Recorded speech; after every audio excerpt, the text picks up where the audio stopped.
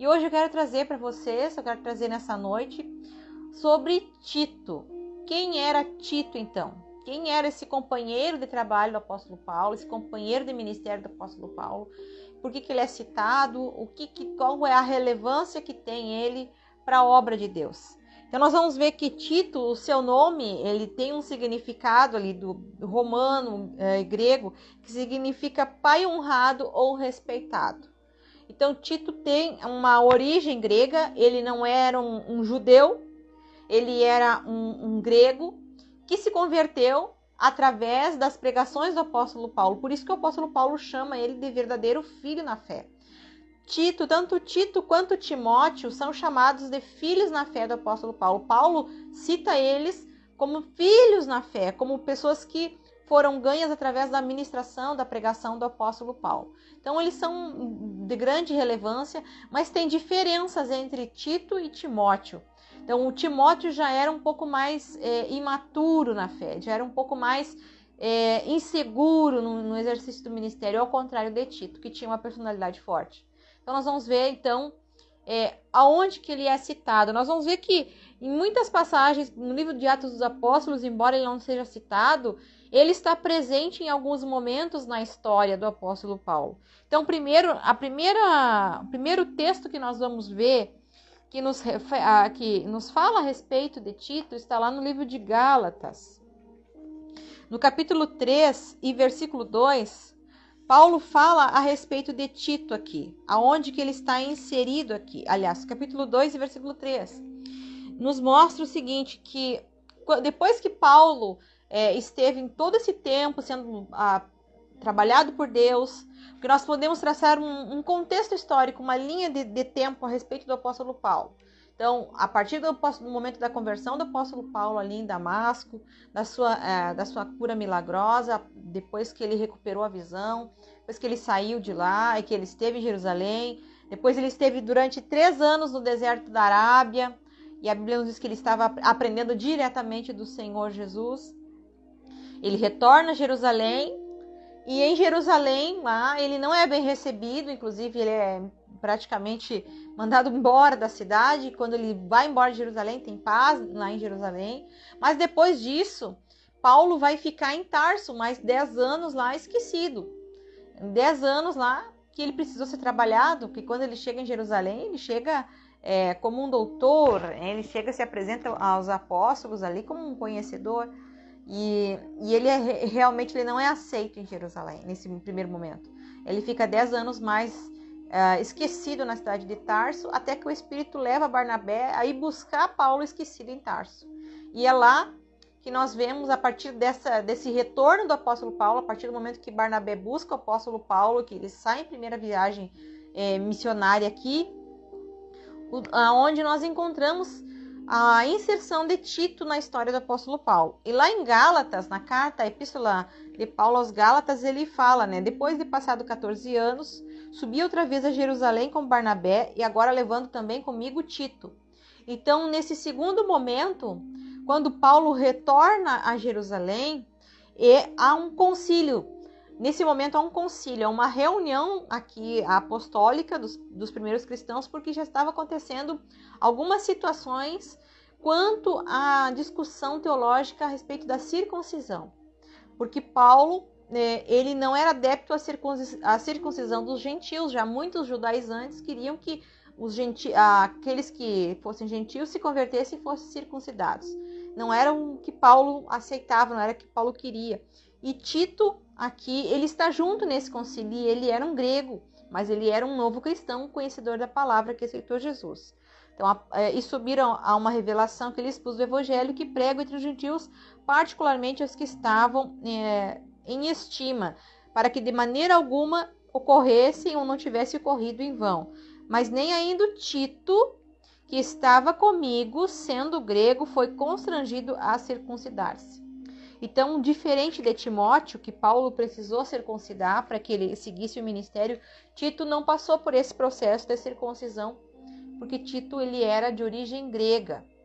Então, aqui nós vemos o início do ministério também de Tito auxiliando o apóstolo Paulo, junto com o apóstolo Paulo, nesse primeiro concílio em Jerusalém. Depois nós vamos ver que Tito vai aparecer lá em Corinto, vai ser alguém que vai trabalhar lá em Corinto, vai auxiliar aquele trabalho que está acontecendo ali nessa igreja de Corinto.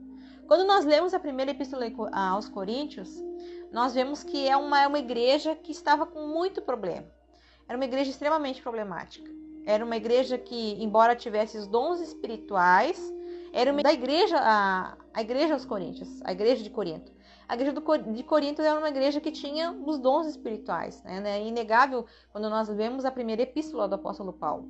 Contudo, era uma igreja que tinha muito problema, era uma igreja que tinha imoralidade sexual, era uma igreja que tinha dissensão entre os irmãos, era uma igreja que misturava um pouco aquela religião de mistérios que muitos estavam se convertendo.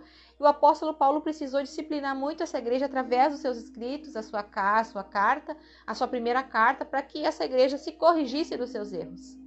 Era uma igreja que estava misturando muitos que estavam se convertendo, vindo do paganismo para o cristianismo, estavam trazendo um pouco da forma de culto como eles estavam realizando lá. E o apóstolo Paulo precisou, então, organizar o culto da igreja, precisou trazer a ordem para o culto, precisou trazer a ordem na administração dos dons.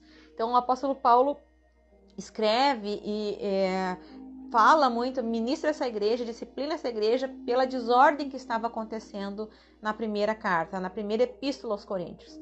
Já o que acontece? Tito traz para Paulo as informações que a primeira carta aqui teve uma grande importância, teve um impacto para a igreja de Corinto. Essa carta ela foi bem aceita e produziu bons resultados. E então Paulo escreve a segunda carta aos Coríntios. E essa segunda carta é mencionada, inclusive 8 vezes é mencionado o nome de Tito nessa carta.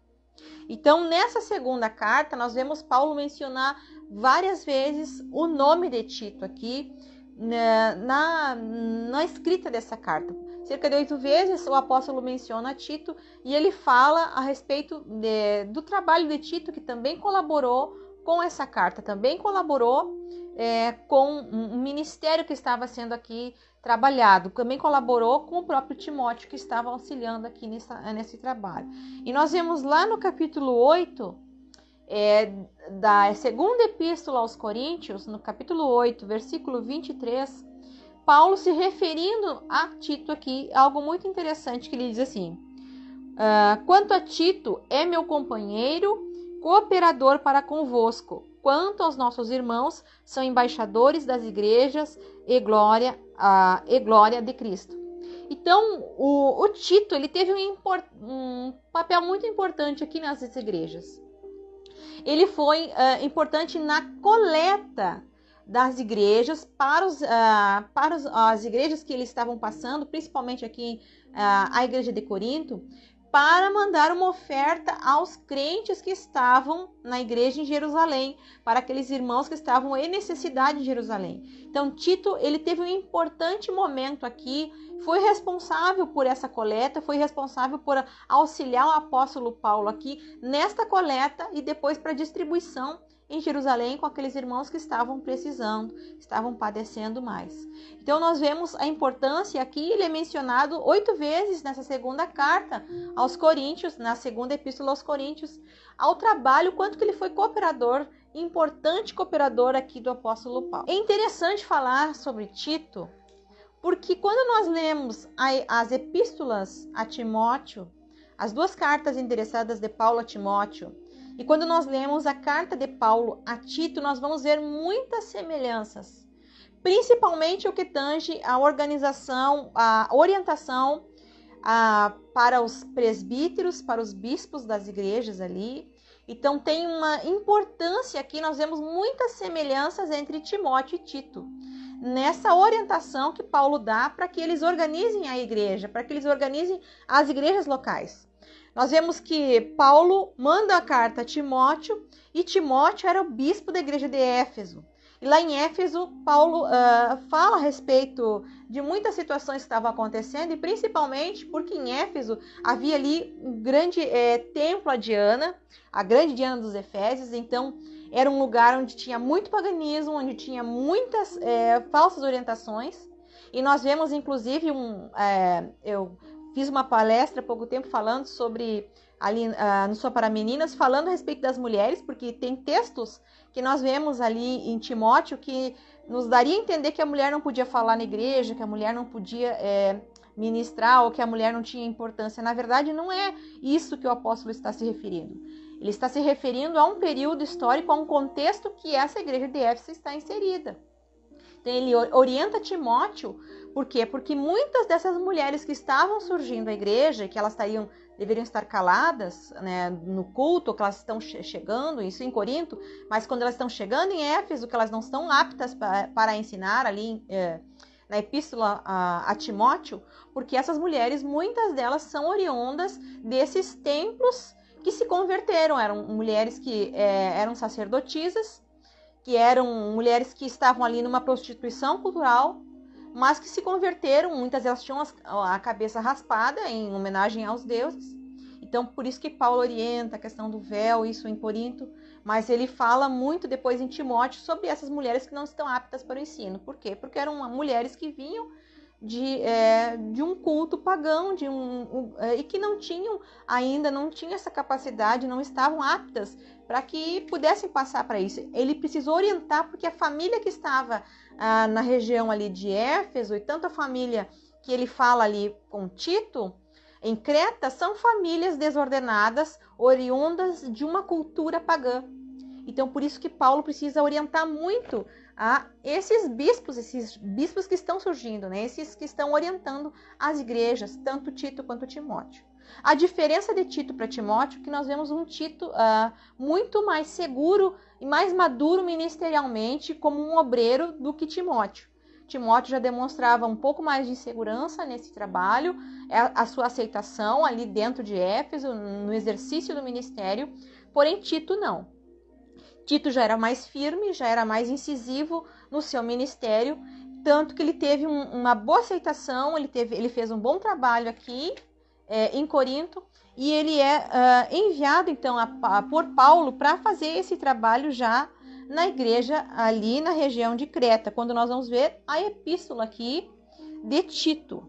Lá no capítulo 1 nós já vemos que Paulo vai fazer essa orientação a Tito.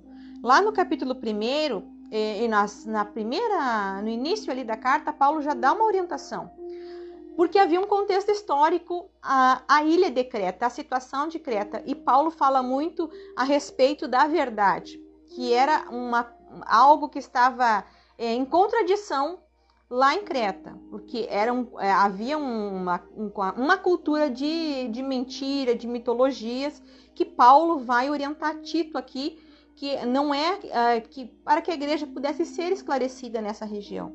E aí nós vamos ver onde que Paulo orienta, onde que ele vai falar a respeito de Tito. Lá no capítulo 1, versículo 4, ele vai falar a Tito, a quem ele está direcionando a carta, que é a epístola. Tito, meu verdadeiro filho segundo a fé. Então, Paulo chama tanto Tito quanto Timóteo de filhos na fé. A graça, a misericórdia e a paz da parte de Deus e nosso Senhor Jesus Cristo, nosso Salvador. E por esta causa te deixei em Creta, para que pudesses em boa ordem as coisas que ainda restam na cidade e que estabelecesse presbíteros como te mandei. Então, nós vamos ver interessante aqui na epístola a Tito, que Paulo vai orientar a Tito a iniciar esse trabalho, a desenvolver esse trabalho aqui em Creta. Porém, o que está acontecendo? Qual é a cultura de Creta? Nós vamos ver que Creta é uma cidade que tem muita orientação de cultura grega. E lá em Creta havia a mitologia, eles contavam a mitologia que o túmulo de Zeus, deus da mitologia grega, estaria em Creta. Então eles contavam muitas histórias, mitologias e se orgulhavam disso. E por isso eles eram considerados mentirosos, inclusive pelos próprios cretenses. E nós vamos ver isso. Paulo vai se mencionar essa questão de um poema escrito por um cretense, falando a respeito, o poeta Epimênides, lá no versículo 12 do primeiro capítulo, que diz, um deles o seu próprio profeta, ou seja, Epimênides, disse aos cretenses que são mentirosos, bestas ruins e ventos preguiçosos. Nós temos aqui nessa noite também o nosso querido irmão Volney, que Deus abençoe, irmão. Saudade de ver os irmãos ali, irmã Carmelita também, que Deus abençoe. Estão nos acompanhando aqui nessa noite. Então, Paulo vai orientar aqui Tito, porque havia uma cultura naquela região de falsos ensinos e de mentira. Então, tinha um problema muito sério lá, não só da questão cultural, deles contarem a sua mitologia, se orgulharem por aquela mitologia, e tanto que a palavra aqui deles, colocada como cretenses, significava como alguém mentiroso. Então, se falava a respeito dos cretenses na época, se considerava alguém que era mentirosa, que era desordenada, que não estava em ordem mesmo. Por isso que Paulo escreve a Tito para que quando ele vai organizar essa igreja, ele vai organizar o presbitério, ele faça essa organização, porque essa região aqui, esta comunidade é uma comunidade que está em desacordo com aquela proposta do evangelho. Por quê? Porque quando eles contavam muitas mitologias, muitas ideias aqui de Zeus, da mitologia grega, quando eles recebem Jesus, quando eles ouvem falar de Jesus como Salvador, como Senhor, eles começam a comparar e eles acreditam então aqui que Jesus é como aqui Zeus, é como os deuses da mitologia grega. E aí Paulo, e os deuses da mitologia grega são deuses que são como se fosse um ser humano sujeito a paixões, a erro, a sedução, a vários problemas. E então Paulo escreve a Tito para dizer, olha, você tem que estabelecer que Jesus é a verdade. Ao contrário daquilo que os cretenses acreditam, Jesus é a verdade, a sua palavra é a verdade. Jesus não é como Zeus, Jesus não é como os deuses pagãos. Jesus, ele é fiel, a sua palavra é verdadeira. Então é isso que Paulo está direcionando Tito a orientar aquela igreja. Ele começa a fazer essa orientação. Só que o que está acontecendo? Muitos dos líderes que estavam aqui iniciando essa igreja em Creta, eles eram líderes já judaizantes. E também traziam muitas fábulas judaizantes. E muitos deles eram considerados líderes mercenários, ou seja, eles estavam ali por torpe ganância, por se aproveitar, por tentar tirar lucro daquela obra que estava acontecendo. E Paulo vai orientar então a Tito para que isso não ocorra, para que Tito organize então esse presbitério, vai falar ali toda a organização que convém ao bispo, como é que ele tem que ser, marido de uma só mulher. Ele vai orientando ali a postura do presbítero, daquele bispo local, daquele quem está organizando a igreja. E depois ele segue orientando Tito não só a organização da igreja, como que tem que ser alguém que está à frente de um trabalho, orienta Tito, a postura desse líder. Por quê? Porque Paulo está dizendo que a maneira de mudar aquela cultura, a maneira de mudar, para que aquele povo entendesse realmente a palavra de Deus, era só com exemplos de pessoas transformadas verdadeiramente pelo evangelho. Então, o presbítero, o líder, aquele que estava à frente do trabalho, tinha que ser alguém com uma vida transformada, o ancião, ou seja, alguém que tinha uma vida modelo. E aí, por isso que Paulo orienta tanto. E nós vamos ver muita semelhança nos textos a Timóteo, quanto aos textos a Tito, falando do padrão desse obreiro, como é que Tito teria que organizar esse presbitério. Ele tinha um modelo a seguir, uma orientação. Então, como que ele tem que ser? Como é que tem que ser esse bispo? Marido de uma só mulher? Esse homem, como é que ele tem que conduzir a sua família? Como é que ele tem que ser? Alguém que não é de torpe ganância? Alguém que é um bom mordomo, despenseiro da casa do Senhor? Então, Paulo orienta Tito a respeito dessa configuração, como é que ele tem que organizar a igreja. E em seguida ele começa a fazer uma organização de família, porque a sociedade somente vai ser mudada a partir de um exemplo de família. Aí Paulo vai falando como é que tem que ser as mulheres, as mais anciãs, que ensinem as mais novas, como tem que se proceder, tratar os seus maridos, como é que tem que amar seus filhos, cuidar da sua casa, como tem que ser os jovens. Então aqui, a partir do próximo capítulo 2 de Paulo a Tito, ele vai orientando Tito como que conduzia essa igreja a respeito dessa família. Então, se essa família muda, se essa família mostra o exemplo do Senhor, os cretenses vão se converter, os cretenses vão ver que a palavra de Jesus é a verdade e que Jesus não é Deus como os deuses aqui pagãos que estavam ali sendo cultuados naquela região. Que Jesus, que a palavra do Senhor é verdadeira, que Jesus traz o ensino, que a mudança tem que acontecer e que a conversão das pessoas vai se dar a partir do momento em que a liderança da igreja, ou o presbitério da igreja, ou aqueles que estão conduzindo a igreja, sejam pessoas idôneas, pessoas corretas, pessoas de acordo com a orientação da palavra que Paulo está falando, direcionando a Tito. Seguido da família, como que a família tem que ser. Essa família, a partir do momento que ela demonstrar testemunho do Senhor, andar de acordo com aquilo que é a palavra de Deus, uma vida baseada na palavra, na verdade, na condução dos seus atos, as pessoas vão ver e vão ver que realmente a palavra de Jesus é transformadora, ela é regeneradora, ela traz para a salvação realmente. E em seguida ele continua orientando como que ele tem que ser, como é que tem que ser ali os servos, que os servos, mesmo aqueles que eram os escravos, eles, embora aceitassem Jesus, e quando nós vemos ali a carta de Paulo a Filemão falando de Onésimo, para que Filemão receba Onésimo como seu irmão em Cristo, não mais como um escravo, ele coloca no mesmo patamar aquele que estava servindo como um escravo, um servo, mas agora ele está no mesmo patamar de irmão de cristão. E aqui ele orienta que mesmo assim, estando nesse patamar o servo, ele não pode dar mau testemunho. Na verdade, é isso que Paulo está dizendo para Tito. Orienta a igreja, que essa igreja seja uma igreja sarada dos problemas, para que essa família seja uma família sarada dos problemas, para que esses servos sejam sarados e que o seu bom testemunho seja importante para que a sociedade cretense esteja vendo. Então, é muito admirável ver tudo isso, mas Paulo só mandou essas orientações para Tito porque ele confiava em Tito como um obreiro fiel, como alguém que estava ali para administrar, para falar da palavra, e principalmente porque Tito tinha uma personalidade muito mais incisiva, muito mais forte do que Timóteo. Nós vamos ver ao decorrer da carta quanto à questão. Quando Paulo fala a respeito lá no capítulo 3, aliás, no último versículo do capítulo 2, Paulo diz a Tito o seguinte, capítulo 2, versículo 15, fala disto e exorta e repreende com toda autoridade e ninguém te despreze.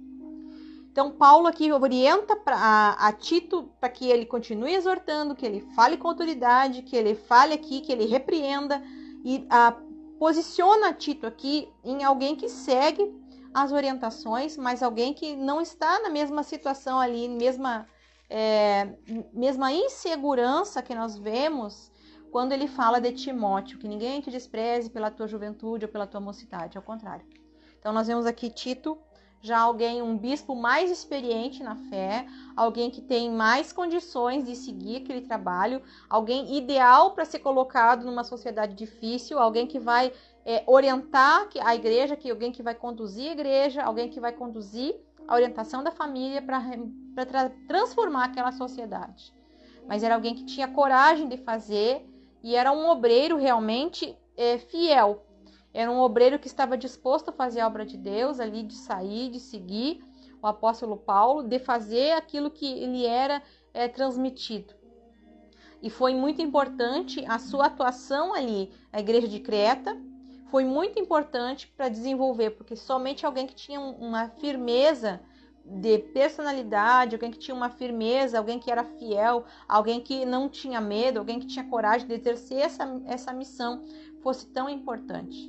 E mesmo assim, Paulo chama ele de filho na fé. Alguém que aprendeu com o apóstolo Paulo, alguém que ouviu do apóstolo, alguém que teve uma orientação e que seguiu a partir daí, trazendo o ensino para aquela igreja. Alguém que seguiu ministrando naquele lugar. Alguém que Paulo chama também de cooperador fiel. Alguém que estava disposto a fazer a obra do Senhor. Então eu vejo que o Senhor precisa de pessoas de diversas maneiras para ser utilizado na obra do Senhor, com diversos temperamentos, de formas de personalidade. Por quê? Porque para cada lugar o Senhor precisa de usar pessoas de modos diferentes.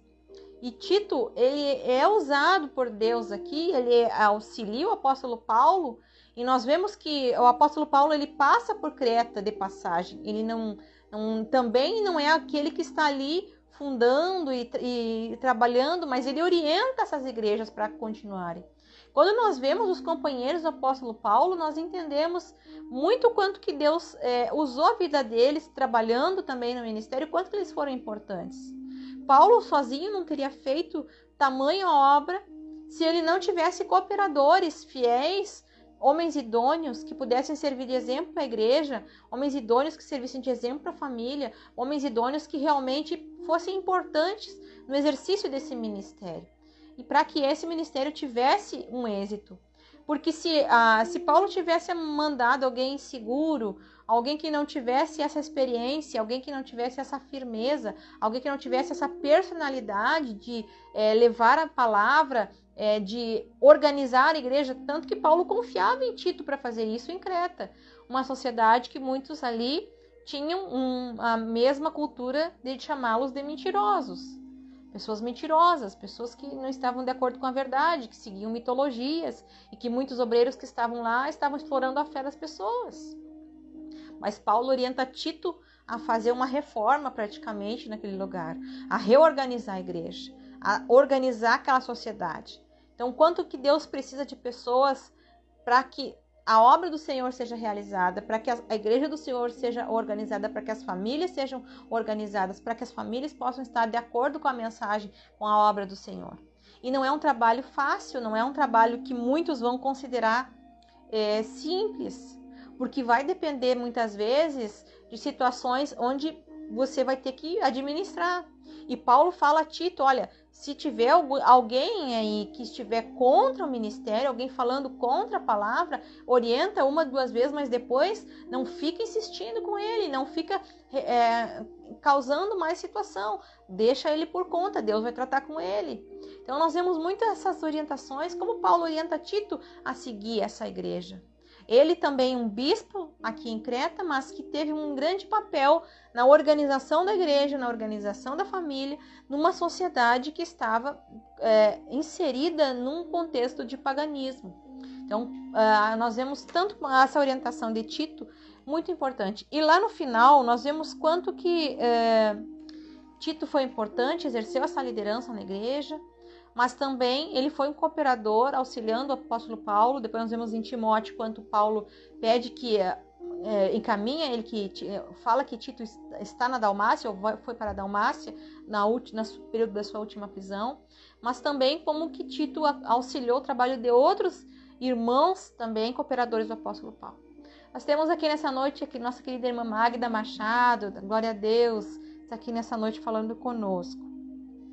Nós vemos quanto que lá no final do capítulo, quanto que Paulo fala para Tito no capítulo 3, lá no versículo 12 e 13, Paulo faz uma orientação final a Tito. Aqui nos diz, quando te enviar Ártemas ou Tíquico, procura vir ter comigo a Nicópolis, porque te deliberei invernar ali. Então Paulo pede que Tito se encaminhe para essa cidade.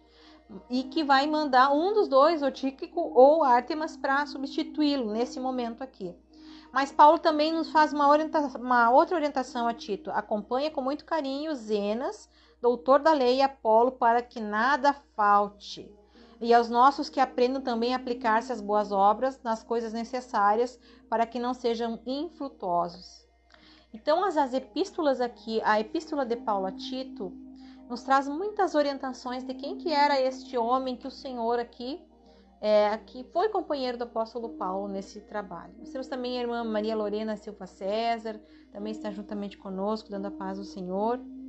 O quanto que Tito foi importante, alguém que foi líder e fez a diferença naquele lugar, alguém que fez a diferença no ministério do apóstolo Paulo. Talvez Paulo não teria condições de fazer toda a obra do Senhor, nem ministrar todas as igrejas que foram fundadas.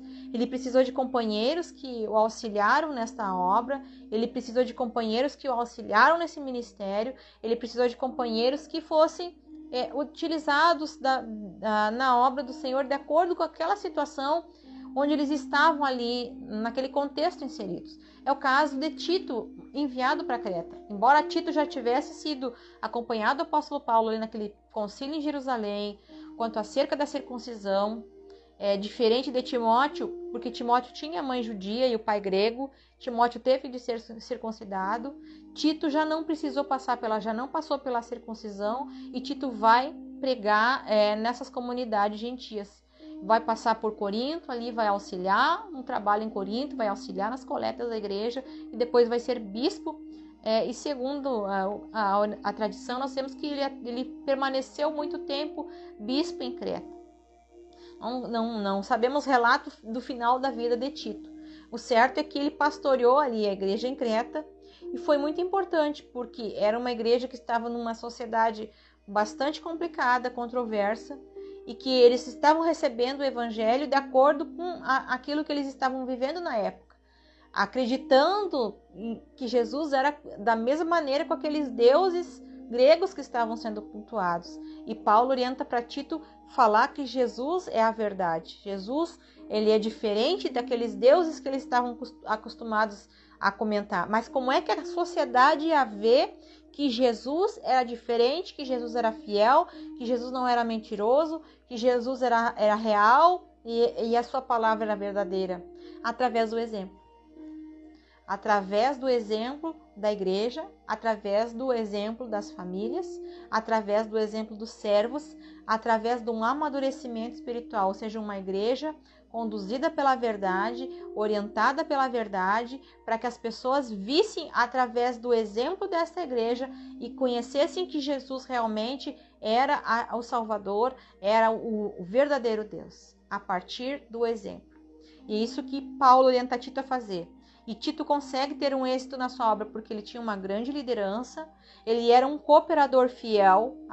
Paulo cita ele como um cooperador fiel, ele tinha uma grande liderança nessa igreja, ele tinha uma grande autoridade, ele exortava, e Paulo fala, ele exortava, ele seguia com essa autoridade da palavra de Deus para orientar aqueles bispos naquele lugar ali, a respeito das fábulas que estavam acontecendo, não entrar em contradição, não entrar em confusão com pessoas que eram hereges, que não estavam de acordo com a palavra, mas seguir fiel ao Senhor e auxiliar os irmãos na fé que estivessem precisando. Então nós vemos, esse é o Tito que o apóstolo Paulo está aqui falando. Quanto que ele foi importante aqui no exercício do ministério, quanto que ele foi importante no exercício da obra do Senhor, quanto que ele foi importante nessa liderança, esse companheiro, esse cooperador do apóstolo Paulo. E somente alguém de confiança do apóstolo Paulo, que Paulo conhecesse alguém que tivesse essa capacidade, essa coragem para fazer a obra do Senhor num lugar tão difícil. E às vezes nós não entendemos, muitas vezes, aquele trabalho que está na nossa mão, que não parece ser um trabalho fácil, que às vezes a comunidade onde a gente está não é uma comunidade muito fácil de entender a palavra de Deus, mas nós precisamos nos tornar como aquilo que Paulo orienta a Tito, um exemplo na comunidade, um exemplo na igreja, um exemplo na família, para que a palavra do Senhor possa ser aceita através do nosso exemplo de fé.